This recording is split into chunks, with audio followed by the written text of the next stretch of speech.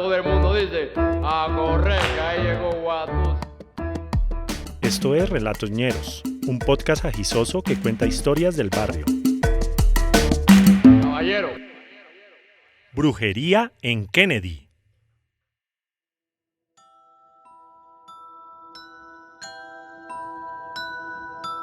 Las brujas no existen, pero de que las hay, las hay.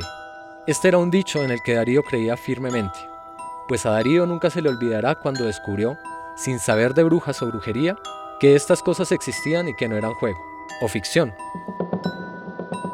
Todo comenzó con su papá, cuando trabajaba de taxista, por allá a finales de los 90. Darío vivía con su mamá y 2 hermanas. Don Luis, papá de Darío, siempre se había dedicado a la conducción y hasta hace muy poco había sido propietario de un carro de transporte público, de esos que llamaban colectivo. Por aquel entonces llegaba todos los días al garaje de la casa con su colectiva. Ahí le hacía el mantenimiento, todas las noches la lavaba. Darío le ayudaba barriendo y limpiando por dentro. Y así todos los vecinos de la cuadra veían, algunos con envidia, a don Luis cuidando su carro. Según Darío, la desgracia que nos llevará al epílogo de este relato empezó meses después de que su papá decidiera vender este carro con el fin de emprender una vida diferente a la del transporte público.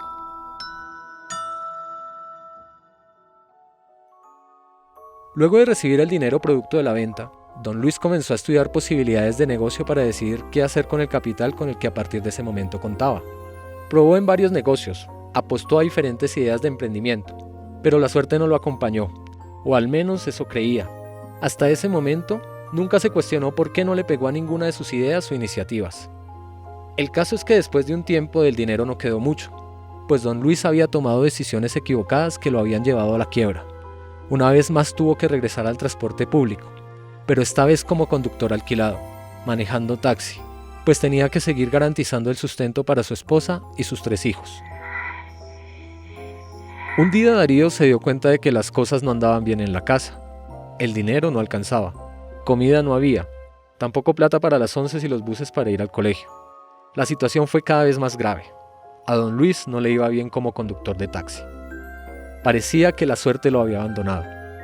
En un corto periodo de tiempo cambió varias veces de carro y de patrones. El momento más terrible que presenció Darío llegó una noche.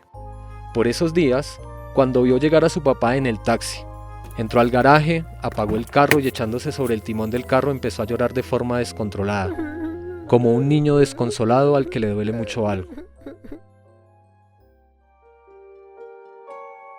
Darío no entendía lo que estaba pasando. No sabía la gravedad y las razones por las cuales su padre reaccionaba de esa manera.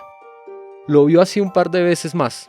Notó además que no comía, apenas si saludaba. Ya no volvió a hablar con él ni con sus hermanas.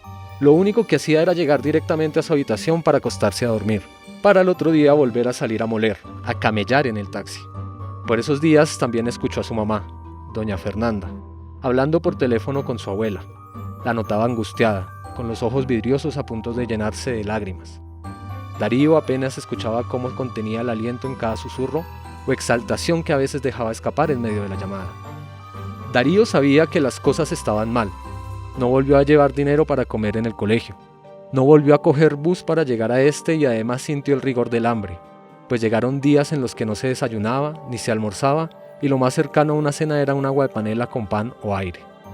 Lo único que podía hacer era jugarse el rebusque en el colegio. Todos los días llegaba al INEM a recatar las onces. A veces pedía prestado para jugar a las cartas. Le iba bien jugando 21, aunque a veces le tocaba quedar empeñado y volver el día siguiente, porque no siempre le sonreía la suerte. En todo caso, cuando podía, llevaba algo a la casa. Un día le preguntó a su mamá qué era lo que pasaba, por qué su papá había llegado así de mal. Doña Fernanda le contó algo que lo sorprendió, que era poco creíble para ser cierto. Su papá salía todos los días a las 4 de la mañana para hacer el producido del carro que le exigía el dueño del taxi, tanquear y traer dinero para el diario de la casa. Pero regresaba a las 10 de la noche sin un mísero peso, sin lo del producido, sin lo del diario y con el tanque a medias. Y lo que no se podía creer era que salía a recorrer las calles de Bogotá, de sur a norte, de oriente a occidente, y no recogía ni un solo pasajero, ni uno, no se podía creer. Nadie le sacaba la mano, no le salía ni una carrera. Darío, que ya tenía 14 años, no podía más que asombrarse y confiar en lo que su mamá le contaba. Y de ese modo, don Luis fue cambiando de carro y de patrones, endeudándose para pagar los gastos del carro y sin poder llevar un sustento adecuado para su familia. La situación llegó al límite, hasta que un día conoció a una mujer que le daría nuevamente la oportunidad de manejar otro taxi y de salir de esa racha inexplicable de mala suerte. Esta mujer, la señora Nubia, conoció al infortunado padre de Darío por recomendación de uno de los conductores de su pequeña flota de taxis. Es así como doña Nubia le confió el manejo de un taxi Daewoo Cielo, último modelo, una maravilla de vehículo muy popular por esos días. Con un taxi así era imposible que le fuera mal. Seguro que le haría muchas carreras y podría por fin poner punto final a su infortunio. Sin embargo, las cosas no fueron así. Con una nueva oportunidad, una nueva seguidilla de días de penuria, sin suerte, salado, como dirían algunos. El caso fue que doña Nubia le preguntó a don Luis qué pasaba, por qué no estaba cumpliendo con la cuota del producido, que si había algún problema en que le pudiera ayudar. Sin una respuesta lógica, desesperado por su situación, el papá de Darío decidió contarle lo que hasta esa fecha le había sucedido. Doña Nubia escuchó con atención y después de hacer un silencio no tan prolongado le dijo que ella creía que era posible que le estuvieran haciendo algo. Don Luis la miró sin saber qué responder. No entendía lo que su jefa le quería decir. Desconcertado, pero con afán de saber el significado de esa afirmación, buscó con un gesto una explicación. Doña Nubia, antes de explicar, le pidió que la acompañara a un lugar en donde ella sabía que lo podían ayudar a solucionar su infortunio. Un sitio en donde una persona con la ayuda de Dios y la Virgen iba a descifrar el origen de su mala suerte.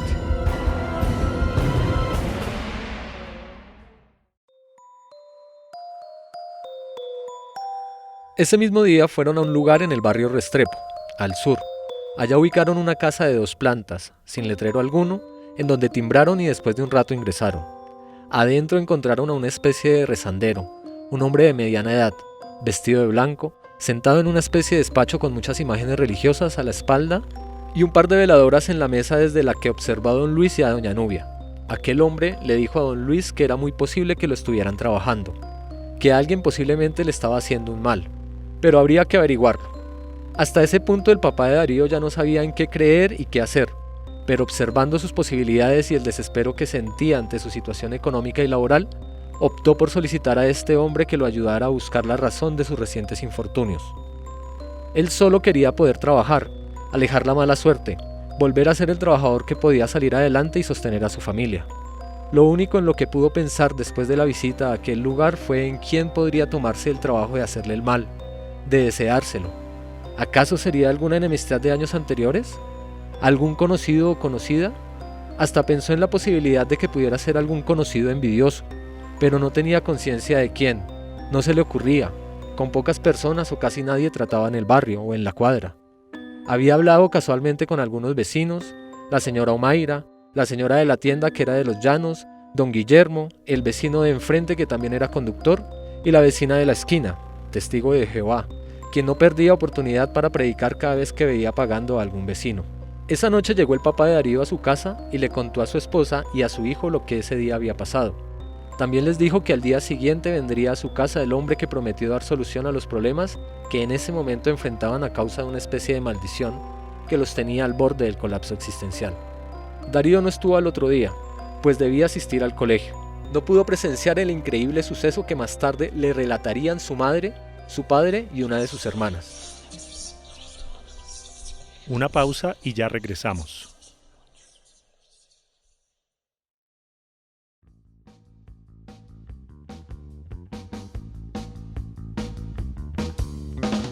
Festival Sin Razas Volumen 2 es un evento de autogestión popular creado en la localidad de Engativá con la intención de impulsar los emprendimientos, colectivos y agrupaciones que trabajan en el apoyo mutuo.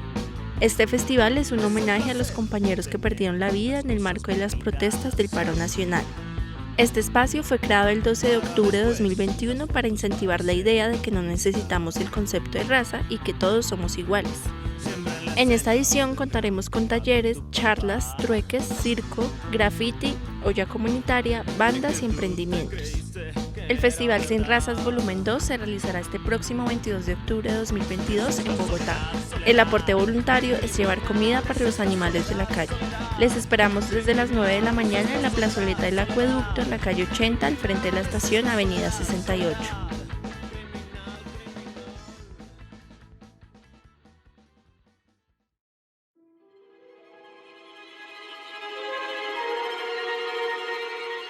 A la hora acordada, después de mediodía llegó el rezandero a la casa. Al llegar le solicitó a don Luis un palo de escoba, algodón y alcohol antiséptico con el fin de improvisar una especie de antorcha. Después de tener la antorcha encendida, sacó una imagen de la Virgen y se la dio a la mamá de Darío indicándole que por favor la sostuviera en las manos mirando hacia el frente. Mientras tanto, don Luis con los ojos vendados debía sostener en sus manos un vaso con agua, que en este caso fue un pocillo. El hombre indicó que se irían desde la entrada de la casa, él con la antorcha en la mano, junto a la pareja sosteniendo el agua y la imagen de la Virgen. Don Luis y su esposa fueron adelante. El hombre detrás sostenía la antorcha cuya llama casi invisible por la luz del día desprendía el olor de alcohol quemado. De la voz del rezandero empezaron a escucharse alabanzas, rezos o salmos que rechazaban al demonio y todos sus males. Mientras tanto, su hija iba acompañando la procesión observando expectante lo que estaba pasando. Así recorrieron cada uno de los espacios de la casa. Empezaron por la entrada, caminando despacio entre oraciones que en voz alta iba diciendo el rezandero que palmo a palmo avanzó por el garaje, el comedor, la sala, la cocina, las habitaciones del segundo piso y así hasta que llegaron al patio de la casa, en donde de una forma que no tiene explicación posible, el pocillo que llevaba el papá de Darío en sus manos explotó. Voló en pedazos. Su portador, su esposa y la hija que presenciaban el ritual no hicieron más que quedar sorprendidos por el hecho que acababan de presenciar. Los fragmentos del pocillo quedaron esparcidos en el suelo del patio. Este se quebró en varios pedazos, sin herir a nadie. Cuando llegaron a la pared del fondo del patio, una pared de ladrillo que limitaba con el muro de la casa vecina, en este momento, el hombre apagó la antorcha y señaló un punto en la pared. Pidió a don Luis que le trajera un mazo o herramienta con la cual pudieran romper esa pared. Rápidamente el papá de Darío fue y trajo consigo una maceta y un puntero. Como le había indicado el rezandero, rompió el muro de su patio. El ladrillo se fue quebrando y mientras iba rompiendo, en medio de la mirada atónita de doña Fernanda y la pequeña hija, vieron cómo iba apareciendo en medio de las dos paredes lo que terminó siendo una muñeca de plástico amarrada con alambre a un esqueleto. Unidos espalda con espalda, ambas figuras negras de tanta suciedad, cubiertas por una especie de hollín que solo después de ser limpiado permitió reconocer el color y la contextura de estas figuras. No era un espectáculo agradable a los ojos. Un poco de miedo daba a ver este amarre. Brujería. Don Luis estaba siendo víctima de la mala voluntad de alguien. Esa fue la respuesta que le dio el rezandero. Le preguntó si tenía enemigos, si sabía de alguien que pudiera estar ofendido con él. Los padres de Darío se miraban desconcertados, tratando de buscar una respuesta lógica a una razón ilógica. ¿Quién les estaría haciendo brujería? ¿Quién y cómo pudo meter esa muñeca en medio de los dos muros? ¿Entre dos filas de ladrillo? ¿Sin evidencia de que alguien haya roto la pared? ¿Cómo podía ser esto posible? Las mismas preguntas se hizo Darío en la noche, después de escuchar atento y sorprendido aquel suceso. No lo podía creer. Le preguntaba una y otra vez a su hermana y a su madre si era cierto lo de la explosión del pocillo, lo de la muñeca metida en medio de dos muros. Les preguntaba a sus padres si tenían alguna enemistad del pasado, algún enemigo que hubieran olvidado. Pero la respuesta era no. Era una pareja que lo único que hacía era salir adelante. Doña Fernanda en el hogar con los 3 hijos y don Luis trabajando de sol a sol. Darío también les preguntó por la muñeca, qué hicieron con esta, y si ya por fin todo mejoraría después de este descubrimiento. Lo que le solicitó el rezandero fue llevar, al día siguiente, la muñeca a su consultorio con el fin de conjurar la brujería y las malas energías que a través de este instrumento se estaban canalizando sobre don Luis y su familia. Ya en el despacho del rezandero, en medio de oraciones y rezos, fue quitando cada alfiler y nota atados a la muñeca. Finalizado esto, le pidió a don Luis acudir con él a un caño cercano por el que pasaba un riachuelo. Ahí le pidió que cerrara los ojos y de espaldas tirara la muñeca a las aguas, repitiendo una oración enseñada previamente por el rezandero.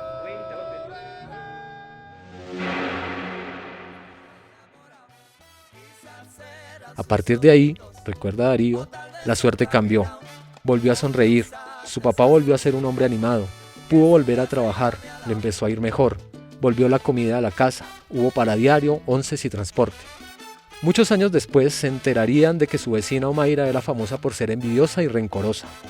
Con ella, poco o nada trataron y al parecer fue la responsable de la brujería. Se enteraron, según algunas versiones, que se ofendió porque nunca le hacían el gasto en la tienda, ni le sacaban fiado como los demás vecinos.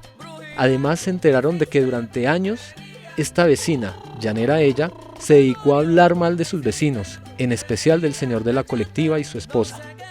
Ah, y por cierto, Darío no se volvió adicto al juego, dejó de jugar por necesidad y de ahí en adelante cada vez que jugaba 21 se acordaba de que brujas, de que las hay, y arrancaba a contar la historia de su padre, el taxi y la muñeca.